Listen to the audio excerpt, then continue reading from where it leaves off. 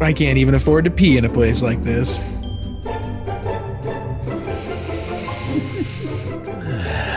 If you're hearing our voices, that means it's time for It's This Meets That, the podcast where we watch terrible movies so you don't have to, but maybe you should.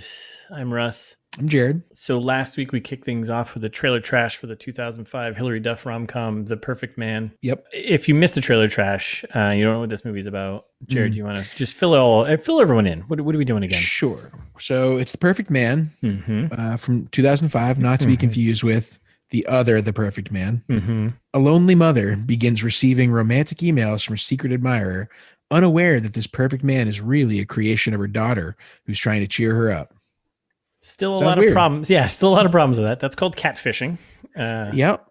Yeah. I don't see how this ends well for Hilary Duff at all. For anyone. I feel like mom's going to be even sadder.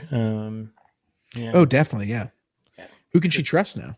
All right. So we've seen the movie all. It felt epic. I think it was like 4 hours long, but I think it was only an hour and a half, but it felt 4 hours long. Yeah. You know, all the Lord of the Rings. It felt like that. Expectations, predictions, stuff from the trailer. How did we feel when what did we feel? I don't even remember. I'm so numb. I feel let down. I had higher hopes. Were you given anything to make you think you shouldn't be let down? No. Okay. Just forever an optimist, buddy.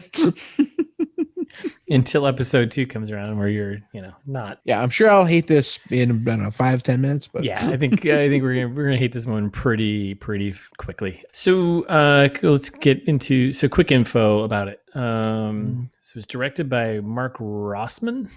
What else has this guy done? Anything? So he's done a bunch of stuff with Disney early on, episodes for random Disney shows, stuff like this. But then he had a stretch of like 5. What kind of Disney shows? Like Hannah Montana or like? No, I think he did like Mandalorian. Come on, let's be realistic here. I don't know. No, he did like Lizzie McGuire. He did. Okay. Magical World of Disney stuff. Couple episodes of that. Wonderful World of Disney. Shit like that. And then he had like a stretch of like from 2001 to 2000. Oh, geez, 5, 8. Or it was just like Hilary Duff, but maybe because that was when she was in her heyday, right? Probably the Duff years. No, I mean Duff years, right? I mean earlier than that, like late 90s to early 2000s. I think. Well, Lizzie McGuire though, the TV series. Wasn't that what really? Oh yeah, that is her exclusive heyday. And that's early 2000s. This is after her heyday. Yeah, definitely. It is it though? It's 2 years later. Yes. Yep, it was over. She faded fast. She had that album, a couple of albums, maybe. Yeah, I don't know. I don't care. Taze is gonna get super mad that I'm insulting Hilary Duff like this. But, but she knows it's part of the process. Fuck you if you want to be on the podcast. Hop on board. So yeah, he did a whole stretch of Hilary Duff stuff, and then he's Duff stuff. Didn't mean that. All right, and then so that's him. Screenwriter. So there's 3 screenwriters involved in this. Really? Yeah. Which seems to be a common theme for like these really bad movies. These movies are really bad. That there's multiple people on it. And I'm guessing it's because first person did it and everyone's kind of like, and then other people were brought in to like kind of help it. But I don't know about this one because there's 3 people. There's Michael McQuan, Heather Robinson, and then Katie Torpy. Okay. None of them have any credits to their name other than this and maybe one other thing, and that's it. You can't work after this one. Yeah. Yeah. So, right? But there's we do have some fun fast facts though, because it's based on the true story. Yep, from Heather Robinson. So we'll get to that in the fast facts. But so those are the 3 screenwriters. Wish you the best. Okay. Anyway, so actors. Yeah, I don't wish you anything. Here is who is in this movie. So we have Hilary Duff. Obviously, she plays. This is gonna be a fun one. So you have Hilary Duff, obviously the Duffster. The Duffster. She plays Holly. Heather Locklear, making a comeback. She plays Holly's mom, Jean Hamilton, famously of Scrubs or Wayne's World 2. Nope. I'm sorry, you gonna say something? Nope. Go on. I didn't think so. Aria Wallace, who plays Zoe, who is the younger sister. Chris Noth, is that who she is now. I feel like she always plays a younger sister. She's in a couple other things, right? Where she's like a little kid, like an annoying little kid. She's just typecast as an annoying little kid. Yeah. I think she's like 15 now, but yeah, well, you can still be annoying, at 15. Yeah, true. Chris Noth, who is the perfect man, Ben. Michael Malley, who should be the perfect man, Lenny. Our hero. Ben, not related to Corey Feldman. As far as we know. Maybe they're cousins. He plays Adam. Ben Feldman is also the lawyer from Silicon Valley, which we called out in the trailer trash. That's all I recognize him from. And then the last kind of major character is Vanessa Lenges. And I'm going to gripe with you here. She played. Well, hold on. So Vanessa plays Amy, who is the BFF for Holly when things get going. So go ahead, gripe. What's your fucking gripe? You left Caroline Rhea off of this list. I know. Who's delightful. One of my favorite all-time actors. She's great. Okay. What? No, she's not good in this. No, she had like 2 lines, like 3 lines. She has 2 lines. She has a very bad New York accent. Yes. That's why, and she doesn't play any pivotal part in this at all, I don't think. Yeah, but she's so good in Sabrina the Teenage Witch. Oh my God. I was like, go ahead, name 2 things. You get one more without using the internet. Go ahead. Do it. Was she an extra in Charmed? I assumed there's more witch stuff was in her career. I don't know. So moving on. We're moving quickly through this one. Production budget, box office stuff. So budget for this movie. You ready for this? No. I mean, you're Hit me. What do you got? $10 million. A whole 10 million? Yes. Approximately. On what? $10 million. On what? What kind of? Maybe Hilary Duff's like trailer, maybe. I don't know. Or interesting. Right? Yeah. She probably had like a really big, obnoxious trailer, She's got a real Duff of a rider, I bet. Okay. Is that an expression? Duff Riders. That's what people say. Duff Riders. Oh. Duff Rest in peace, DMX. Yeah. Mm-hmm. See, we're relevant here. Yeah. I don't know what $10 million would have been spent on. I really have no idea. Like, I don't imagine Heather Locklear and Hilary Duff probably obviously had the highest paycheck here at 16 years old. I mean, but even then, like, what is that? It's like $100,000 probably, right? I'm assuming she worked maybe 5-6 hours. Like, what did you do? Yeah. They definitely didn't take multiple takes of anything. No, there was no feeling out of characters or figuring out like story or characters or doing like that. No. It was a script reading. So $10 million budget. Are you ready to have your mind blown on the worldwide gross of this movie? You ready? $19.7 million. What's $770,000 was made. Oh man, that is too much money. It was profitable. Let's just call it $20 million. Unbelievable. Yep. Truly. Like, I actually think that these numbers might be lying. Yeah, like that's 5,794 Fanatics worth of money. That's so much. It's too much. I would say this was maybe 5,000 times worse than Fanatic. I'd much rather watch that. I would actually agree with you. Holy shit. Yeah. Yeah. Truly. Baffling. Truly. Mind-boggling. I'm so boggled right now. But hey, 2005, different time. All right, so Hollywood pitch. What do you got? We're cranking. Let's do it. Yeah. All right. I'm going to throw it out there first for all the listeners here, just so you know. Jared was having a little bit of a hard time with this one. Yeah. You got to meet me out in left field here. Okay. So be prepared. But hey, okay. This is a journey we're all going to go on together. So, you know Ben Feldman? Not personally, but I know his acting. You know of him. Yeah. Yeah. Mm-hmm. Yeah. Adam. He's in this movie. Yep. Yeah. Silicon Valley lawyer. Yep. Not related to Corey Feldman. As far as we know. However. Could be cousins. I picked famous Corey's movie, Dream a Little Dream. Hear me out for a number of reasons. First of all, rest in peace, Corey Haim. Shout out to you, Corey Feldman. Sorry, I'm so sorry for your loss. Fuck you if you want to be on the podcast. All right. Second of all, glad we got that out of the way. Yeah. Second of all, I believe Dream a Little Dream holds something like a 0% on Rotten Tomatoes. Wow. Because it's also real bad. Yeah. Have you seen Dream a Little Dream? I don't think I have. Lucky you. Third, this is not. Oh, this is a sequel. You didn't. There's a sequel. Yeah, you didn't know there was a sequel. Yeah. I don't know about the first one. How do I know about the second one? It's good. It's good. Oh, I do remember this movie. Oh boy. Okay. Yeah. Okay, go ahead. Keep going. For the hair alone. Yeah. Really, really like feels more like a 1986 than a 1989, but yeah. Okay. Anyway. So this movie that we watched today, not a body switching movie with your mom, but I could have been. I see where you're going with this one. Yep. And Dream a Little Dream is that kind of movie. What else did I got here?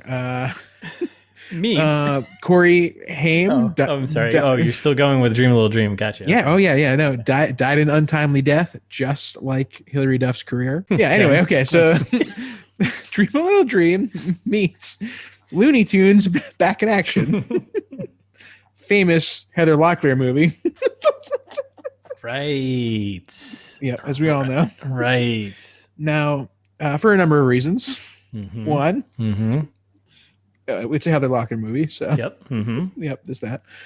Two, just like Looney Tunes Back in Action, can be considered a spiritual sequel to Space Jam.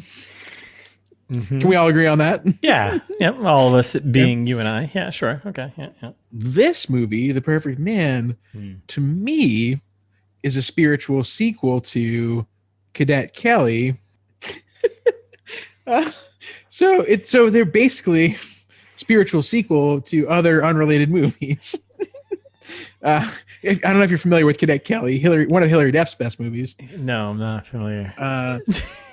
In that movie, feminist icon Hilary Duff,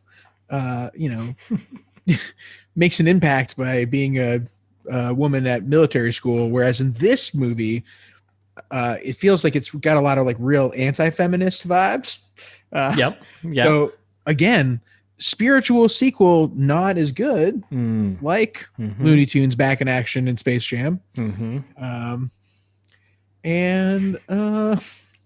Yeah, I think I had another one, but I mean, no basketball. I think you've sold me on it. Yeah. Oh, and Looney Tunes Back in Action, as well as Cadet Kelly, have very little to no basketball, just like this movie also. Yeah, there's literally no basketball in this movie. Okay. Could have said it better yourself. Is that what you're saying? Yeah, I think my blown mind is blown, Perfect. So get you right where I want you. I'm gonna say you nailed it. Okay, so that's good. That's a good one. Oh, thanks. So is it my turn? Do I get to go now? Yes. Okay. Yeah. How much better is yours? It's not. I mean, it's not a competition, man. Well, I mean, it is, but listeners all know this is a competition. It's always a competition. But I tend to lean towards like a little more conservative, kind of like, I think for the most part. You go a little more out there. I'm a little more, closer to home. If you're not busy winning, you're busy dying. That's right. If you're not first, you're last, right? Yep. Right? That's exactly right. So I went with it's You've Got Mail meets Single White Female. Okay. Yeah. Explain yourself. This feels pretty obvious, but so You've Got Mail, right? The rom-com aspect. I did no connection to Hilary Duff or Heather Locklear here. Sure. Yeah. Which we don't need to do that. You don't need to drive a connection to the actors, and you don't not need to do that. If you're doing a good job. Disagree. Agree to disagree. It's called a multifaceted Hollywood pitch, Russ. I don't think that's no. Yeah. Okay. Well, no. So I went with You've Got Mail.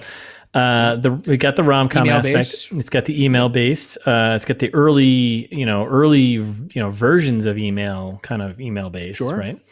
I went for more a technology connection here, technological connection. Okay. Oh, okay. Yeah, you're a big tech boy now. Yeah. There's also, if you're ready for this, an even deeper cut connection here. Okay. Because You've Got Mail was a famous AOL, America Online. Styx song? Right? America Online, right? Yep. You've Got Mail, right? Sure. The writer, Heather Robinson of this, used to work at America Online. Wait till the fast fact section comes up. It's pretty great. Like a I'm assuming a disc distributor. She was a customer support at American Online. Oh yeah, a disc distributor makes sense. Yeah. I mean, I could dive into the fast fact right now if you'd like, but no. Okay, no, that's a different segment. You just wait. Wait a minute. Wait a minute. Have a little respect. So You've Got Mail, also anonymous love connection, right, in that movie. Was it anonymous? It was, because Tom Hanks and Meg Ryan were connecting anonymously, and he's a big bookstore owner. She's small time. She didn't know. Right. Bingo bango. Yeah, that's the one where they leave the AOL discs in each other's mailbox, and the mailbox is like a time traveling device, right? Yeah, I think so. Pretty sure that's how that played out, right? Just make sure. Yeah. It's like at a lake house or something, right? Yeah. No, that was it. And then Meet Single Wife Female. Now, this may seem like a stretch, but I'm going to go with the fact that there is a layer to this movie that is a little creepy and a little crazy, where Hilary Duff and I know they're mother-daughter, but they are technically still roommates. And I think that Hilary Duff or Heather Locklear is trying to take over the other one's life. Oh, I could see that. Yeah. Right? Because, right? Yeah. No, you're totally right. Just like Duff McKagan tried to do with Axl Rose. Yes. Right. Other famous Duff. Yes. God, you're good. Dude, right? Why aren't you said you weren't doing stuff like this? You are doing stuff like this. I am doing stuff we are doing things like this. Yeah. Journalism, hard-hitting journalism. So that's mine. That's it. Love it. No, that was a good one. Yeah, I think so. I think so. All right. So you want to do fast facts? Do I? Great, because I didn't. So, all right, I'm going to kick this one off. I think the fast facts, by the way, we have for this are pretty good. So, the entire movie pretty much takes place in New York City, right? Yep, that's true. But it was all filmed in Toronto. Our lovely friends to the north there. Yeah.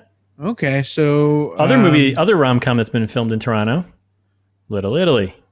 Yep. But because it actually took place in Toronto, but yeah, well, that's also where they filmed when Bernard Sanders assassinated JFK. Oh yeah. Also filmed in Toronto. Just outside of Vermont.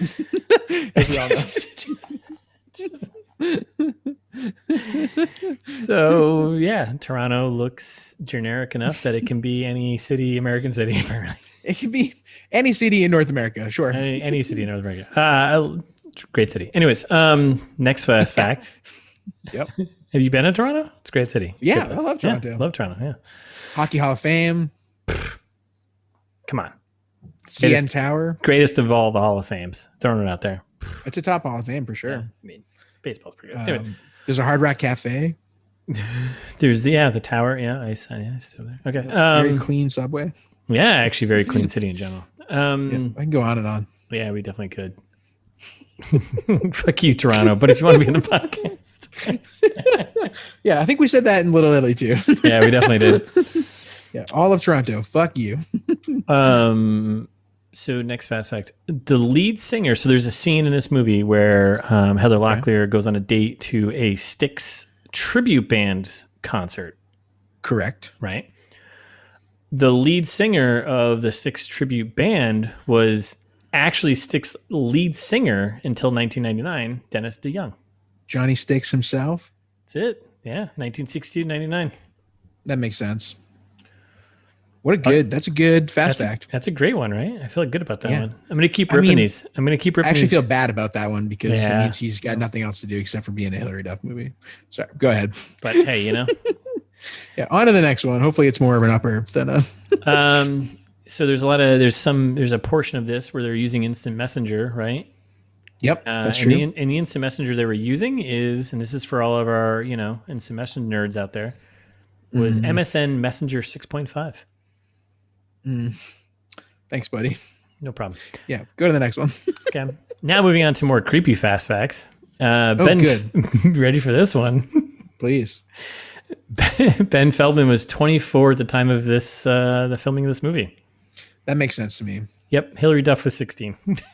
I mean, they only made out a few times. Yeah. And it's rated PG, so it means it's okay. Yeah, that's right. Okay. Yeah, that's fair, right? Hollywood, am I right? Well.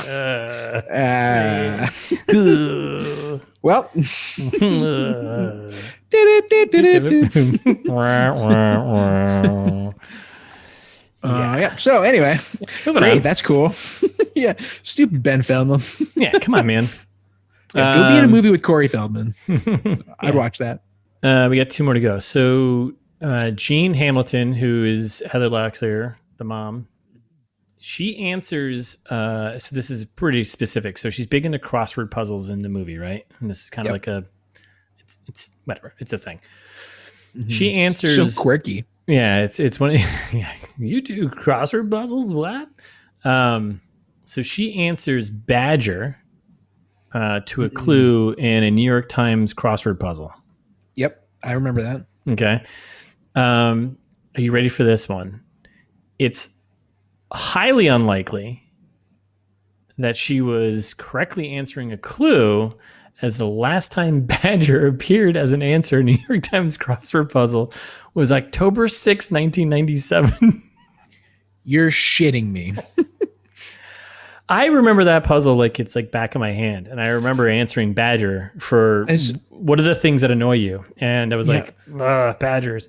And I wrote as Badger. Soon as you said it, I knew you were going to say 97. Yeah. I was thinking the same thing. As soon as they were like, oh, we're making a big deal about Badger in this crossword puzzle. Yeah. I was like, bullshit. I call bullshit. Call him bullshit. So, yeah. Great fast fact, buddy. I appreciate that. It was driving me nuts. I know it was. I could see it on your face. Mm-hmm. And then getting into, so we were talking about earlier, Heather Robinson, she's one of the writers. She's not to be confused with Craig Robinson. Definitely not be confused with Craig Robinson, or the Robinsons. Short Robinson Crusoe, or as in the Swiss Family. That was like, wait, Lost in Space? Are they the Robinsons? They are too. Yeah, I thought so. Okay. It's gonna be a long one. So Heather Robinson. So the movie is based on her life as a teenager in Tucson, Arizona. Which, come on. Yeah. I don't buy it. All right. I'm calling you out. So this ties to my Hollywood pitch, by the way, earlier, but also one that's going to blow your mind and probably just not. I don't know what's going to happen right now. Blow me. So after graduating high school, Heather Robinson, she went on to work for America Online, as it's written out. That's AOL, by the way, if you don't know. Where she worked there, where she met. Are you ready for this one? I'm not sure if you read this. Where she met actress and writer, the Carrie Fisher. No. In an online chat room. Really? Carrie convinced Heather to write a screenplay based on her life as a teenager growing up with a single mother. Heather eventually sold her first screenplay titled The Perfect Man to Universal Pictures. Are you saying that this is partially Carrie Fisher's fault? I'm not saying that because Carrie Fisher is, Carrie Fisher. Come on. Yeah, rest in peace. Yeah, she's awesome. Another one. A lot of tributes today. But yeah, DMX, Carrie Fisher. But yeah. Corey Haim. Corey Haim, right? So, there's that. That's fun. Neat. What else you got? That's it. I'm done. Oh, well. We're ready. Let's do this. Let's. We're about to start talking about the movie? Oh, man. We're going to, yeah. It's time. It's time to get through this. And yeah. Great. Let's do it. Opens up right off the bat. Universal logo, right? Yep. If you're currently listening to this when it comes out, it's probably still on HBO. So we get an HBO movie presentation from Universal Pictures. Oh, I didn't see that. Did I? You didn't get the HBO movie presentation? No. Like the Oh, yeah. There's a little bit of, yeah. I didn't get that. I just got it. Went right into the Universal logo for me. You must be watching a cheaper version. Yeah, A/B test. And then we immediately get a couple, like it's a black screen, credits rolling, and we get some, a couple credits popping up of who made this thing. Yep. And we get a voiceover. Yep. Production. Yep. Whoever that is. I had no clue who that is. And then we get a voiceover of someone being really impatient, which sounds like someone being impatient in a bathroom. Mm-hmm. It's kind of knocking on a door. And then you can tell it sounds like a bathroom from the acoustics. Yeah, you definitely can. And then it pops in, and we get Hilary Duff popping open the door, and she's in a red dress, which is important to note. She's in a red dress, and she's got a friend who's kind of giving her shit, and she's like, "I thought you've been to a million schools or something like that, right?" Yeah, she's like, "Yeah, I've been to a million schools, not dances, you idiot." Oh, okay, friend. Yeah, my bad. Yeah. How do you not already know this about me, friend? Yeah, glad we're having a conversation here. And then it jumps down to mom frosting the cake, right? Mm-hmm. So we get some not cool. I didn't mean to say that. We get some quick visuals. I meant quick, not cool. Those are very closely related. We're not really at all, but yeah, you should see the effects when she's doing the cake frosting. It's like very clearly designed for 3D. If this movie was in 3D, cake frosting everywhere. No. Yeah, I'm not interested. Do not want. So mom's frosting a cake. So we get she's frosting a cake with youngest kid. Doorbell rings. Yep. And it cuts back. The blood of the youth. And then it cuts back up to Hilary Duff just dropping a ton of exposition about to her friend about moving and self-preservation, and when you move around a lot you don't get attached and blah blah blah. And her friend's like, well, in 1 week your streak will end. And then yep. Nope, not true. Nope. So who's at the door then? It's just it's mommy's boyfriend. Mommy's boyfriend. Who immediately is like, you know what, Heather Locklear, I've been cheating on you. Like, wait, what? Which, yeah. This seems out of character for this character we know nothing about. Yeah.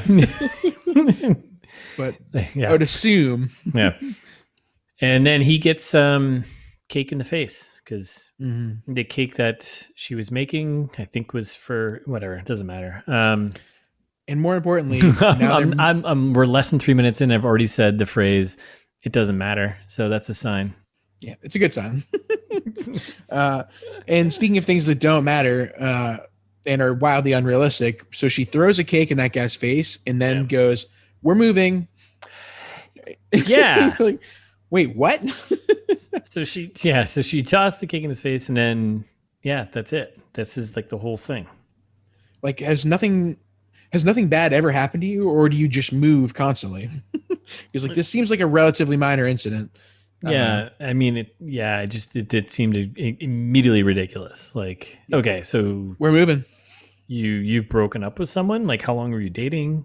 Clearly not that long. Like, what's your lease like on your apartment or your house that you're renting here? Like, yeah, right. You can't just get out of these things. They're not made of money. Yeah, and it's also then like Hilary Duff's character Holly. There, she's just like, it's become such a problem that she's used to it. She's like 16 years old. Yeah. How many times has this happened? Poor Hilary Duff. Right. So then I assume this is just like her real life. So then the Duffer says goodbye to her friend, right? Mm-hmm. We'll stay in touch. They won't. They don't. Well, and that other girl just like rightfully is like, wait, you're moving? What? Like that's not how it works. And she's like, oh, it's no biggie. Like this friend's everywhere. You're like, wait, what?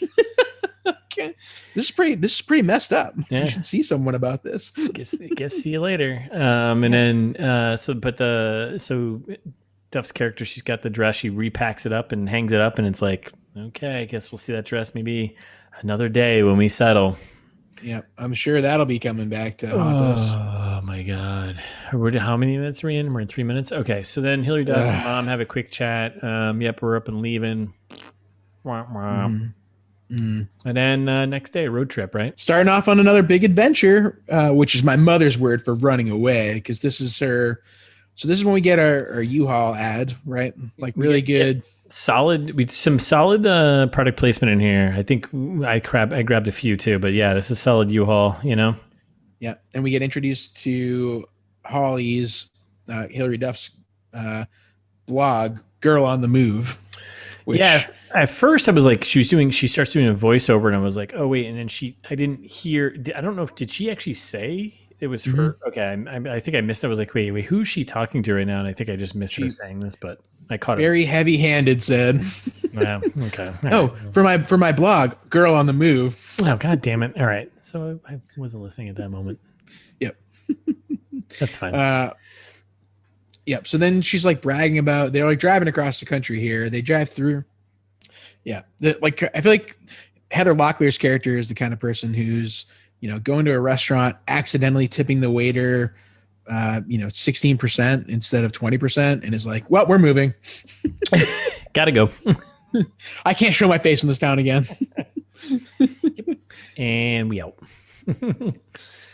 Which they drove through Ohio, and this is when Hilary Duff is bragging about how her mom only got one speeding ticket. I don't know about you. I've never gotten a speeding ticket. I got one time, but I got pulled over because I was driving in a construction zone. Oh, smart. I was going 60 in a construction zone at 10 o'clock at night when there was no constructing going on. Oof. Yeah, and I got pulled over, yeah. Speeding fines doubled. Yeah, it was big. And the officer asked me, she's like, hey, do you know where you are? I was like, I just told her the town I was in.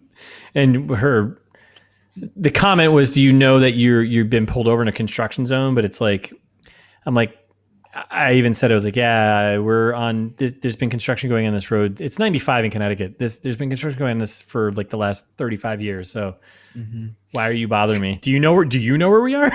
Like, she was like, Jimmy Carter isn't president. Yeah. It's like, do you know what year this is? It's like 11 o'clock. There's no one out here constructing. I think I actually said it to her. But anyways, yeah, it was still a $300 ticket. So anyways, yeah, getting a ticket. Yeah, either way, she's bragging about only getting one ticket on one trip. And you're like, come on, that's not that good. No. And then they're doing, this kind of ties, so this somewhat ties into, I don't know why, but like the younger sister doing the license plate game.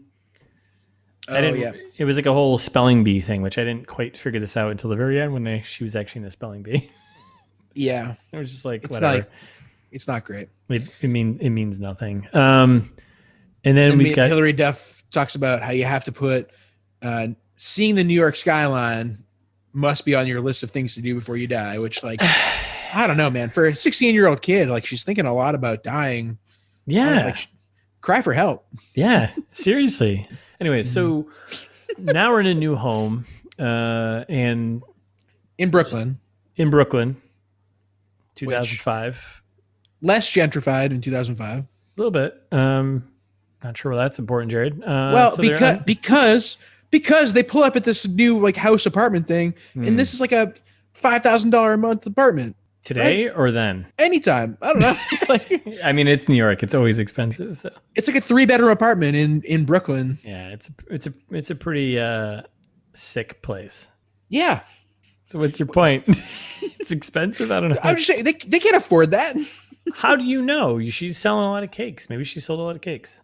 Come on.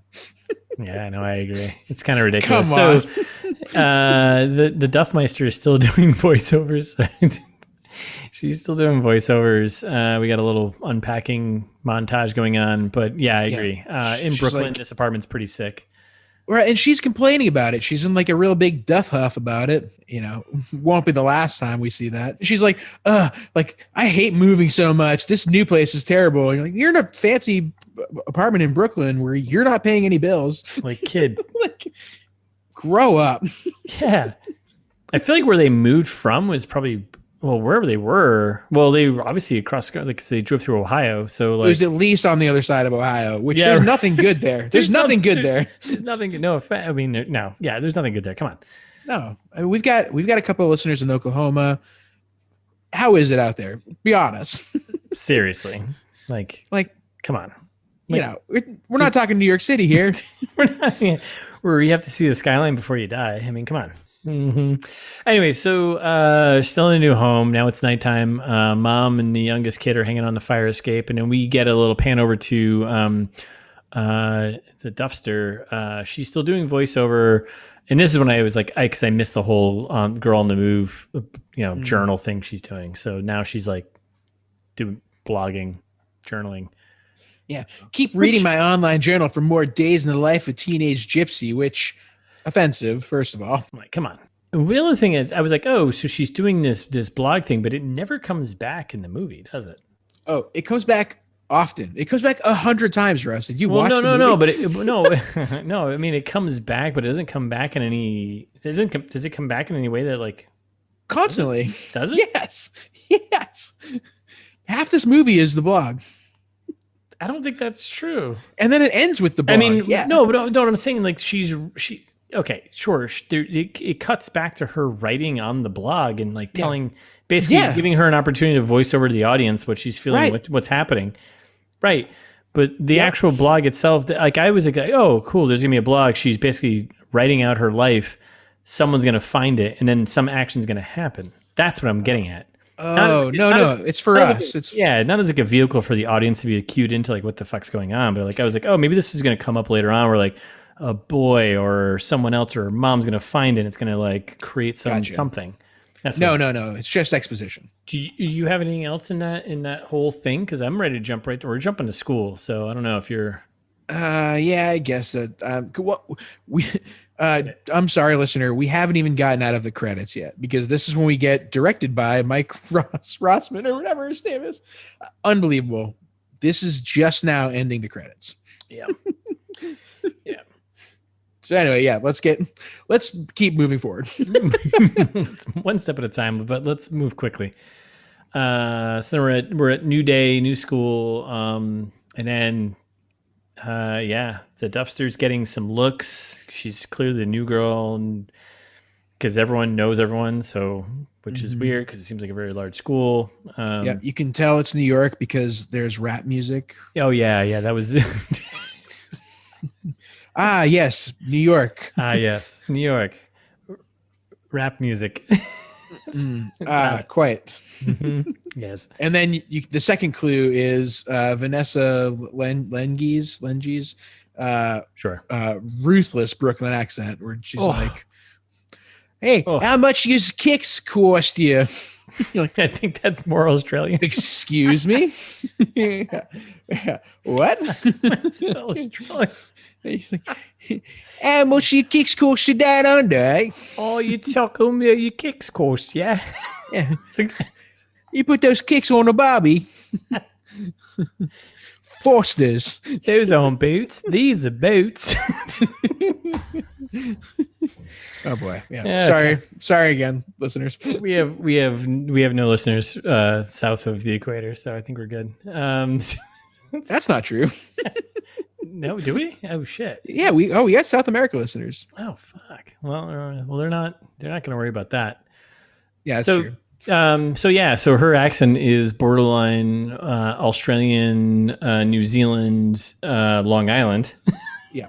Yes. Yep. That's all we're trying to express. She's very talented, right?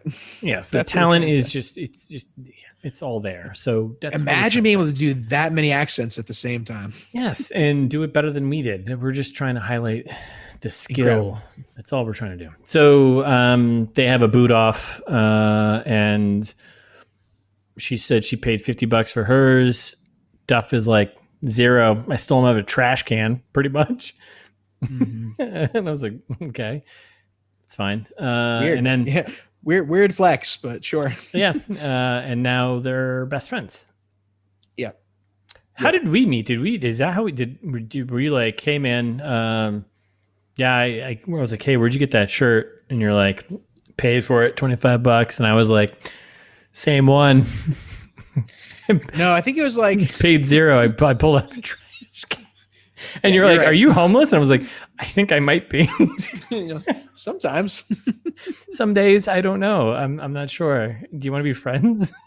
Yeah, I think Matt was like, oh, there's like a weird older guy that over in engineering that will hang out with us if we ask. So beer? Want a beer? Yeah. I was like, okay. Sure. You guys want a party? Nice. I think that's how it started. Anyways, moving on. So they're BFFs now because shoes. That's awesome. Boots. Yeah, for shoes. Our non-American listeners, that's best friends forever. Oh, right. Yeah, it's a good call. BFFs. You're right. I don't know what else that would stand for, but big freaking fucking fudge. It's like a large piece of fudge. So if you come to the United States and you go into a chocolate store, ask for the BFF.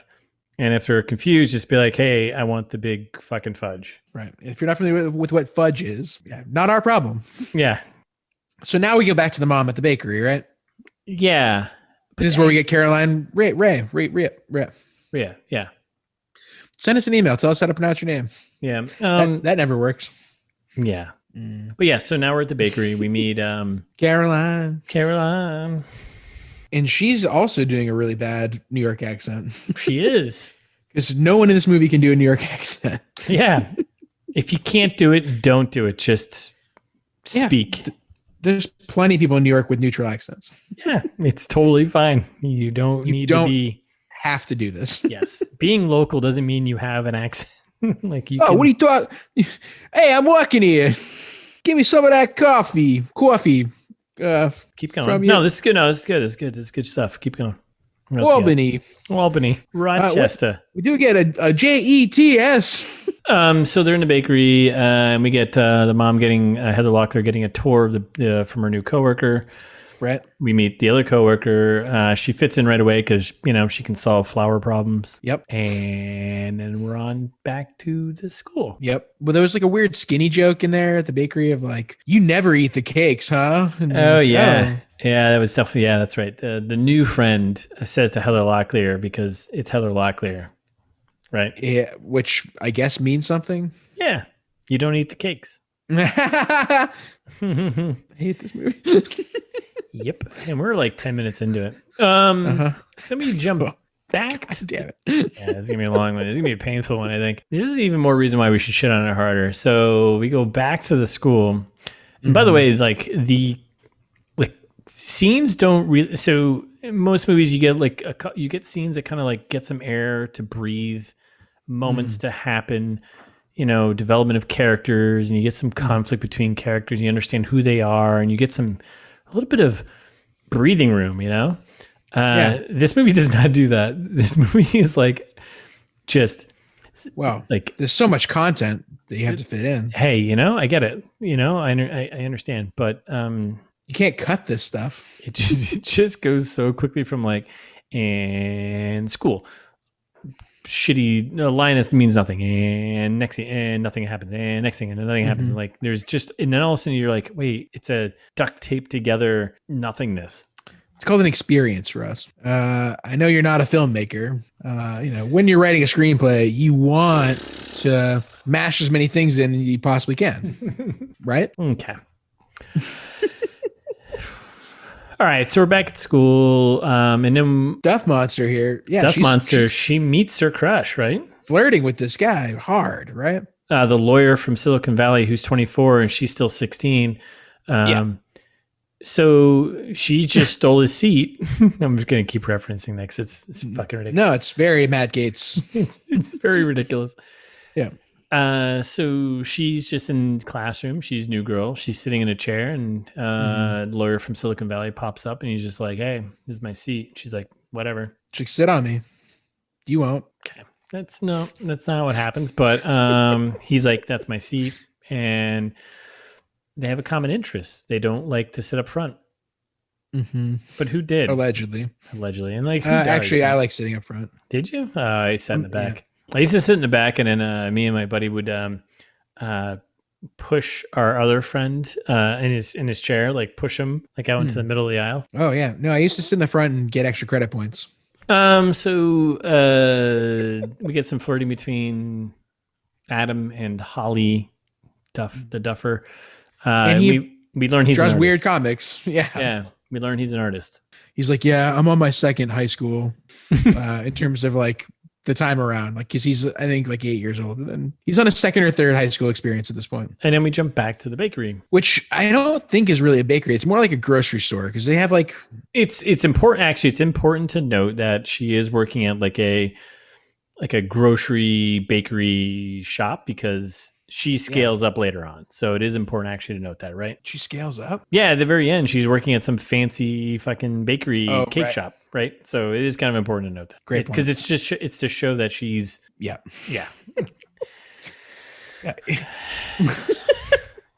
It's to show that there was a script. Yes. Yes.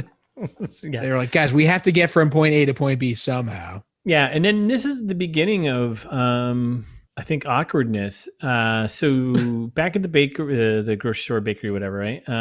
And they're all definitely doing bad accents. It's like, hello, governor.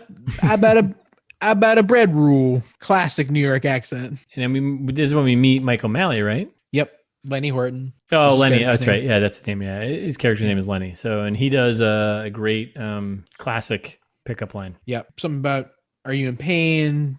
Does it hurt when you fell from heaven? Works every time. Yeah. There's also a really awkward moment of Hilary Duff coming in and one of the coworkers saying like, hey, look at you all grown up. Got speed bumps and all. I was like, ew. What? Do they know each other? Are they like family friends? What? Don't care for it. So weird. And then that's when we get back to Hilary Duff on the blog again. Yes, I think so. It's not super important, but she does a bunch of more exposition about. I honestly, this is this is like all short lines for me, because it was like we go back to the home, and I think the mom is giving away like kind of,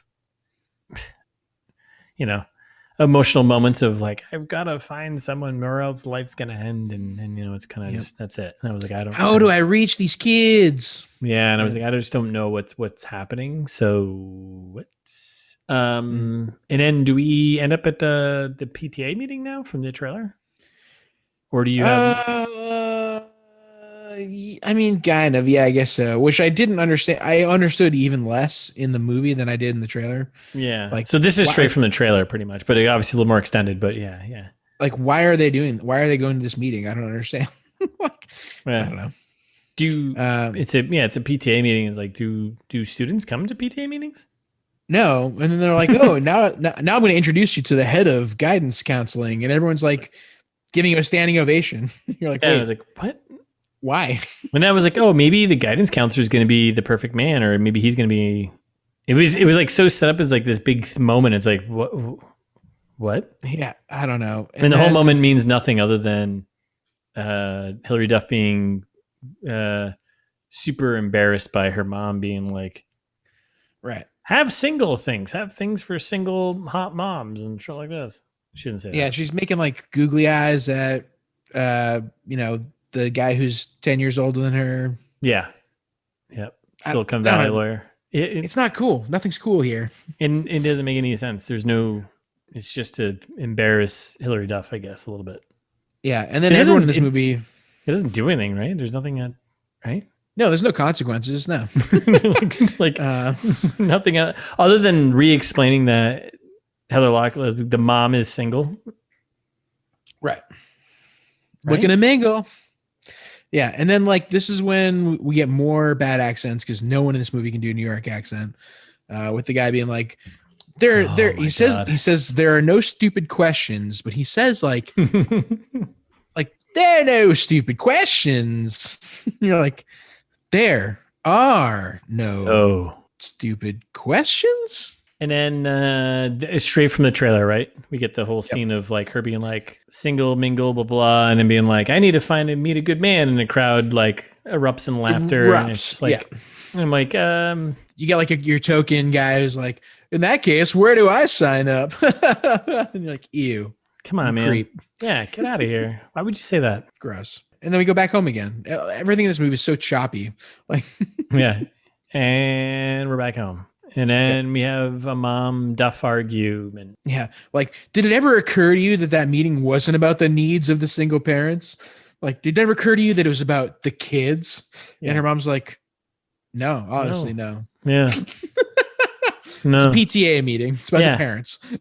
Anyway, so she blogs about it, and I was trying to paint. Yeah. Oh, go ahead. Sorry. We're trying to paint a picture with her words there where she's like, I'm sick of the bubble wrap and packing tape. Yeah. Okay, cool.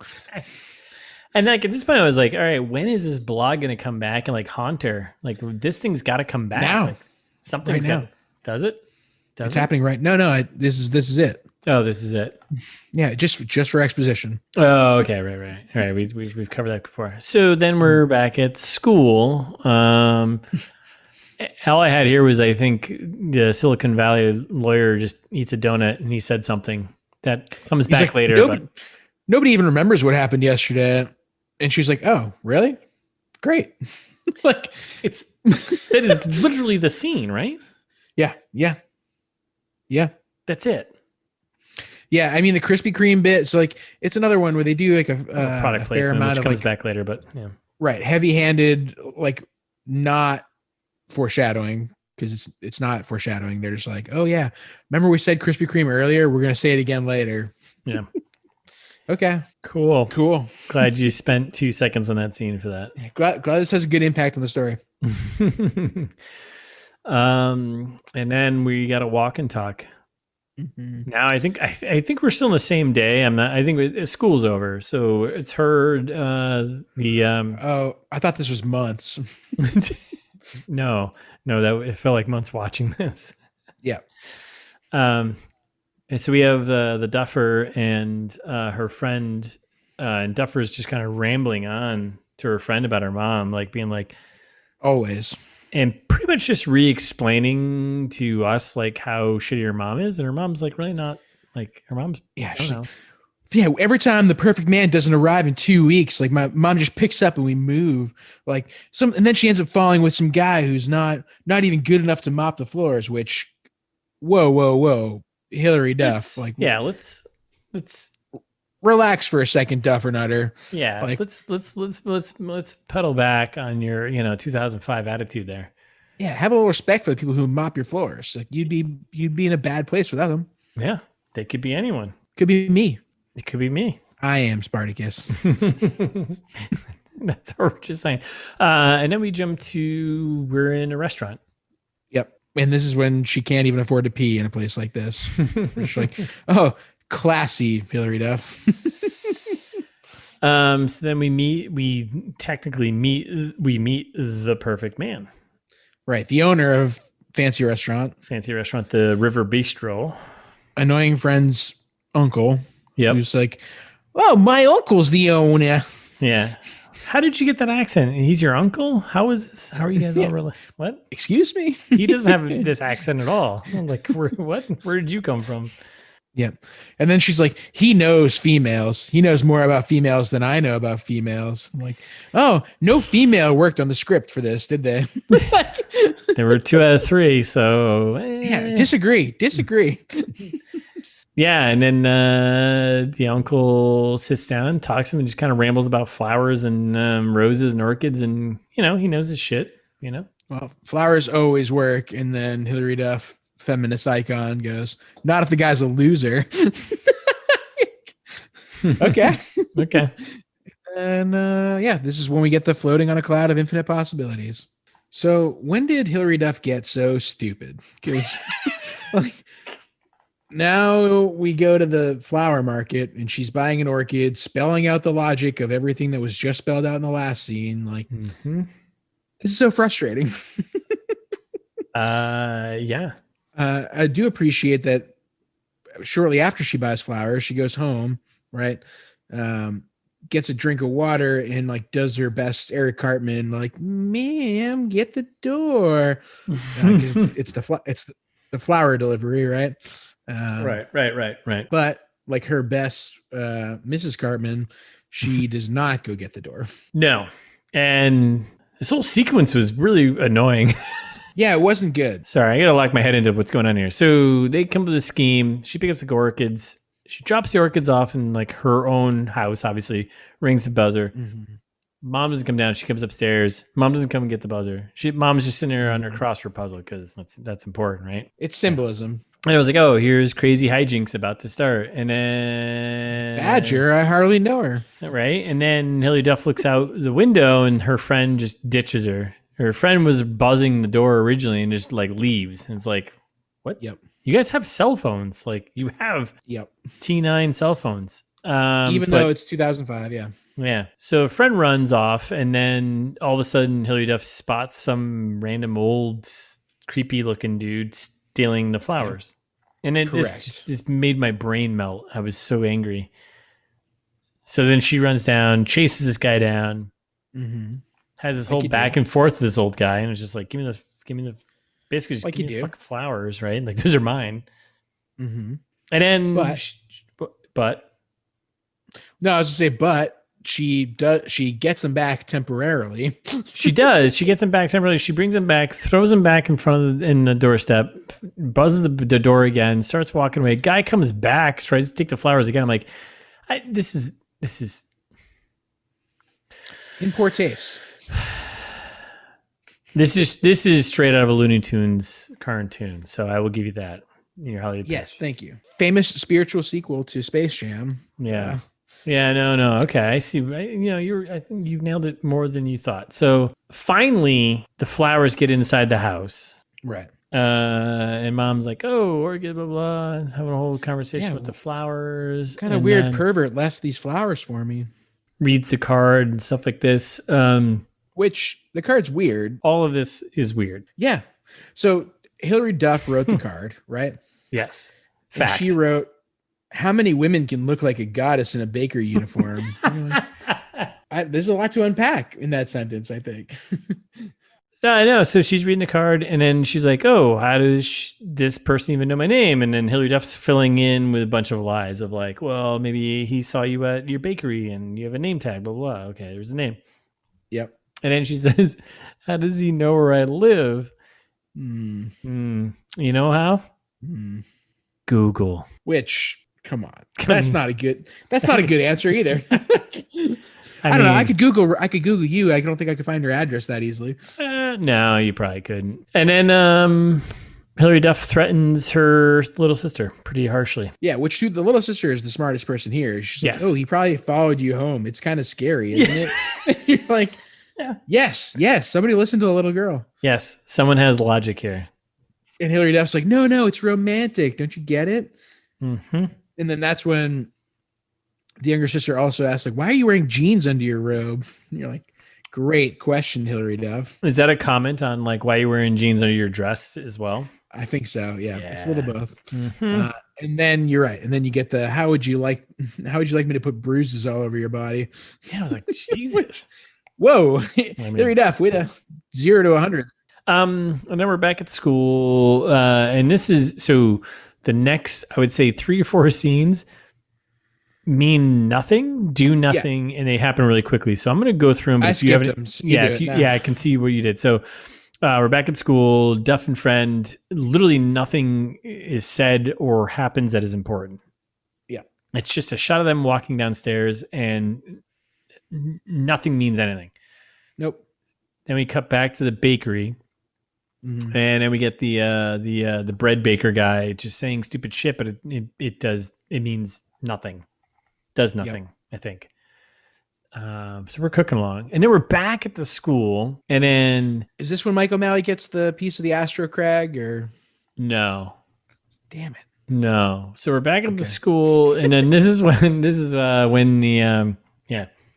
Duff Stillery here catches older lawyer dude from Silicon Valley drawing pictures of her. Right. And then they have like a weird flirty kind of moment.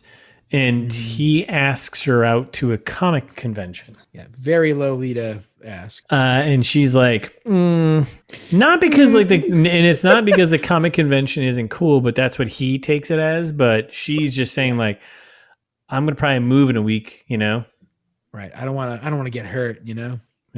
And then we're back at the bakery, right? Yep. For better or worse. This is all like within like I think a 3-minute span or 5 minutes. So something about is a contest? I didn't really get that part. Yeah. So all right. So a lot of stuff kind of happens. So the bakery moment. We come back and like one of the two friends who work at the bakery tells Heather Locklear there that hey, there's a cake like whatever cake off. Yep. Right. Cake off. I don't know. Sure. Yeah. Let's go with cake off. Bake off. And that she should, I guess it's a competition and she should get involved because she made a cake. Yeah. At least once. And she made, by the way, a fish head cake in the trailer, which by the way, that scene in the trailer doesn't happen in this movie. Disturbing. So then she gets like this, she gets a card about the cake off, bake off thing competition, right? Yep. That will come back later, obviously. And then we get some serious, deep insight from bakery friend about how Heather Locklear's character, she can't see the flaws in a man, but she can only, when she looks at herself, she can only see the flaws there or something like that. Yeah, something stupid like that. Yeah. I get it, but it was a poorly executed thing. And then bakery bread dude, Lenny, Mike O'Malley. Asks her out to a Styx concert. Guts is what that takes. Yeah. Yeah. That's a little Easter egg for some of our listeners. And then I don't know if you had anything else to say in that whole Yeah, I mean, there's a lot of weird stuff there with the Styx concert stuff. Mike O'Malley's talking about rocking her world and I don't know. Yeah. And then it cuts over to, or are we skipping now to when Hilary Duff is talking to her mom about going out to the Styx concert? Yeah, I mean, it's not skipping. It's literally the next scene. They just cut to home. Yeah, it's like they just cut to home and then like mom's getting ready. She's all fired up. And then, so this is Saturday night. He's so different. He's not like the other girls. And then guys. Doesn't matter. And Hilary Duff's like, Mom, so's a peanut butter and glue sandwich, but you don't eat it. You're like, okay, sure. Yeah, I mean, yeah. That is different. I think if my kid says to me, I'd be like, are you high right now? And second question, are you skipping school? What a weird non sequitur. What are you, an idiot? Yeah. And then this is right around when you texted me. So Russ watched this a little bit before I did. And Russ texted me, oh, Jesus, I'm only 28 minutes in. Thought I'd been watching for an hour. So at this point, I also felt like I'd been watching for an hour, and I checked the time and I go, wait a second, I'm 28 minutes in. This is exactly what Russ texted me about. You're right. It does feel like a slog right now. And we are only 30 minutes into this movie. Yep. It's an hour and 40. Yeah. Buckle up, campers. We're going to get there. Mm-hmm. So, so I guess we're left with, what do we have? I think that the mom thinks that the bakery dude is the secret admirer. Cause like, by the way, there is this, so Hilary Duff has created the secret admirer and that's what the mom thinks. And I think the mom thinks that the bakery dude is this. I guess we haven't explained that much yet. No, we haven't. That's why I was like, just looking at it. I was like, and Duff argues core premise of the movie. Yeah, and Duff argues that it isn't him because she doesn't want her mom hooking up with another loser. Oh no, Mom! I bet it's a sexy guy, not that guy. Yeah, not the guy who drives the sweet Trans Am. So yeah, and then so the Mike O'Malley shows up, which Mike O'Malley cleaned up pretty good in 2005. I don't know. He was in good shape back then. Yeah, he looked fine. He shows up and then he drops a line straight from the trailer about the whole. No, he doesn't. Actually, I was calling this out. Oh, huge difference here. Really? Yep. This is a goof. In the trailer, he says, where'd you get that? Majorhottie.com. Yeah. In the movie, he says, where'd you get that? Who'sahottie.com. Is that a website? I don't know. I didn't check. Am I about to get viruses? Viruses? Yep. Am I about to get a virus? Oh, the old site can't be reached. Oh, saints preserve us. Yeah, we made it like 60 episodes without doing much in the way of accents. Now we're just letting it all hang out. The barn door is open, my friend. Buckle up, Buttercup. Yeah, accents. You're about to get barn doored. Yep. Yeah. That's a saying, right? Yep. So, by the way, who'sahottie.com is not a website. It goes nowhere. So good to know. But that's funny. Why did they change? They didn't. Why did they change it? Because like the other one doesn't have a thing either. So I think that means Matt means Mike O'Malley improvised it probably and just like did a couple different takes. Like that's the funniest line in the whole movie was like not written clearly. Like Mike O'Malley definitely just improv. Yeah. Yep. Okay. That makes sense. He's like, where'd you get that? Fuckahottie.com. And they're like, Mike. This is PG. PG. Where'd you get that address? Shitandhotties.com? Mike, that doesn't make any sense. And Mike. What? Mike. Gallon of PCP. Anyway, so this is when Mike O'Malley then gives Duff Nugget some money and is like, go see Bambi at the theater or something. Like, dude, what? And that's exactly what Heather Locklear says. Heather Locklear is like, I don't think that tracks. Take your younger sister to go see Bambi. Yeah, what? They're all like, that movie hasn't been in theaters for 30 years. Like, what are you talking about? What are you? Come on. You sniffing the flour you're making your bread out of? Come on, man. I think so. I think he is. And then I guess now thinking about that, I guess the Duffer Nutter is a little bit of a jerk about it, but I'm like, no, that makes sense. So, because it's pretty stupid. I mean, she's a teenage girl too, so you expect her to be a jerk, at least to a degree. Expects to be a jerk, but also he's an idiot. He is an idiot. So then Mom and Lenny go out on a date, and he's got a sick Trans Am. This thing is pretty dope. Like, I mean, I don't know. This isn't when he like squeezes her to death accidentally, right? Not that kind of Lenny. No, it's not. It's not wrong, Lenny. Different Lenny. Okay. Yeah, so he's got his 1980 Pontiac Trans Am 2-door hardtop, crushing it. Okay. But it's nice enough where he asks her to take her shoes off before getting in. Well, he just got some new mats. Hey, I get it. Fucking Lenny. Fucking Lenny. You've dropped down, man. You've dropped down so far. Mm-hmm. At this point, at least he's taking her to a Styx concert. We're all still stoked. They're going to a Styx concert. So. Fired up. Styx concert. STYX Styx concert. Here we go. Lenny's still a good dude at this point. Yeah. And then the Duffster calls her friend to chat with the uncle again, right? I think at this moment. And then she's trying to plan the best way to sabotage the relationship here. Right. So there's a lot of this, I think actually the next 3 or 4 minutes, it's like a lot of cut back between, right? A couple of scenes, right? So after the pickup, we go to the Styx concert, right? And it's not a Styx concert, but it kind of technically is. Right.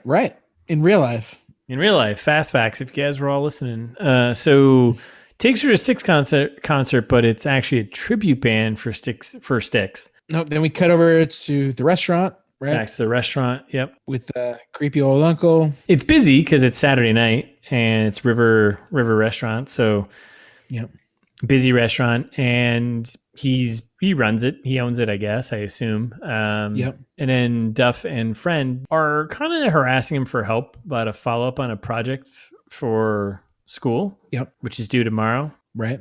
Saturday. So that doesn't. When most projects do. Yeah. So that doesn't track. So okay. And they're like, what?